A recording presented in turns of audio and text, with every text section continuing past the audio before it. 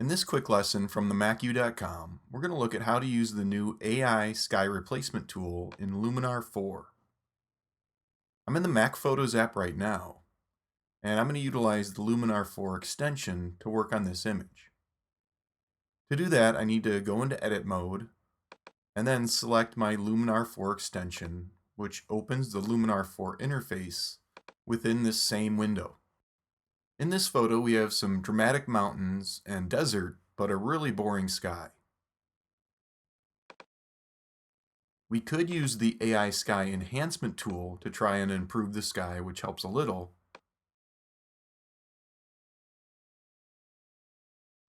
But with the new sky replacement tool, we're going to be able to swap out an all-new sky into this scene. I'm going to go into the creative tools here, and at the top we have sky replacement. The first thing I want to do is select a new sky from this menu. Let's try Blue Sky 4. That instantly replaces the original sky in the image with the preset. I didn't need to make any selections, use any masks, or add any layers. The app just recognized the sky and swapped it out. This looks a little better, but let's try a few others. How about Bright Blue Sky 3? That one looks pretty fake. The lighting from the sun doesn't line up at all with the original image. This photo was taken right around sunset, so the sun is almost directly behind the camera. Let's try Sunset Clouds 1. That's more interesting and actually matches up with the scene pretty well. One thing that I do want to do is flip the sky, which can be done from the advanced settings down here. That matches the sky and sun in the original scene a little better, even if it's not perfect.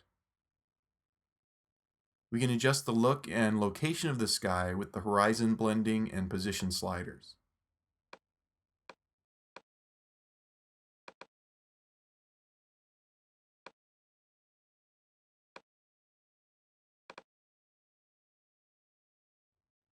Use the Relight Scene slider to subtly adjust the colors to make the new sky and the original scene match up better.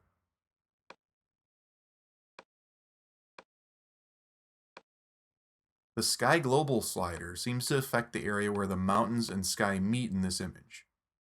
Slide this all the way up, and it almost looks as if it's applying shadows of the clouds onto the mountaintops. To further tweak the color and brightness of the sky, use the sky temperature and exposure sliders.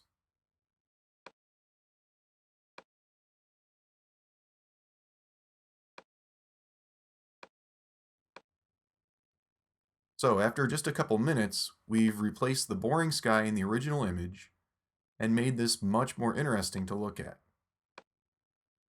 One thing to remember when doing a sky replacement: you can't apply a Luminar look or preset after replacing the sky without going back to the original sky.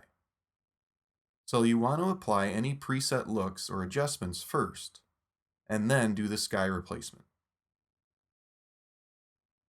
Click Save Changes and we head back into Photos, and I can continue to edit or crop the image here. So that's a quick look at the new AI sky replacement feature in Luminar 4. You can download a free trial of Luminar in the description below.